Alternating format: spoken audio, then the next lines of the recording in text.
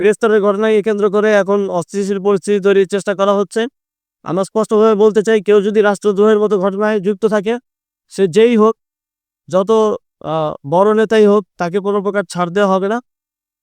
দেখুন, আমরা সাম্প্রদায়িক সম্প্রীতির বাংলাদেশ চাই। বাংলাদেশে কোনো সম্প্রদায়কে শুধু সাম্প্রদায়িক পরিচিতির কারণে কোনোভাবেই যেন বঞ্চিত কিংবা কোনো ধরনের নিগ্রহের শিকার না হতে হয়, সেটা নিশ্চিত করতে চাই। সেটা নিশ্চিত করার জন্য কাজ করছি।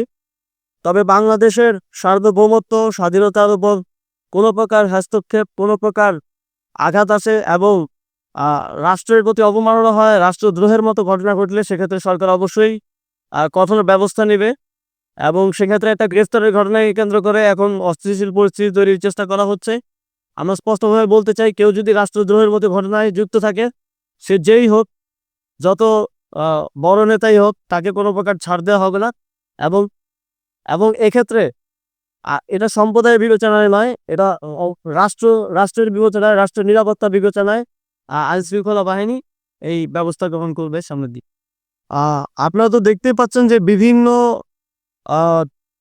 গোষ্ঠীর বিভিন্ন গ্রুপকে উস্কে দিয়ে হামলা, তারপর সংঘর্ষের মতো ঘটনা।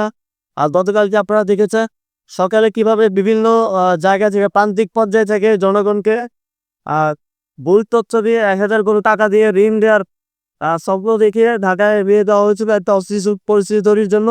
কিন্তু আমাদের আইন শৃঙ্খলা বাহিনী এবং সর্বোপরি ছাত্রদের অংশগ্রহণের মাধ্যমে সেই পরিকল্পনাকে নস্যাৎ করা হয়েছে। এবং এ ধরনের আর কোনো ষড়যন্ত্র কিংবা পরিকল্পনা করা হলে সে বিষয়ে যথাযথ ব্যবস্থা নেওয়া হবে। আপনারা জানেন, গতকাল যারা এটা সংগঠিত করার চেষ্টা করেছিল, সেই অহিংস গণ অভ্যুত্থান বাংলাদেশের যে আহ্বায়ক, তাকেও গ্রেফতার করে জিজ্ঞাসাবাদ করা হচ্ছে। ধন্যবাদ।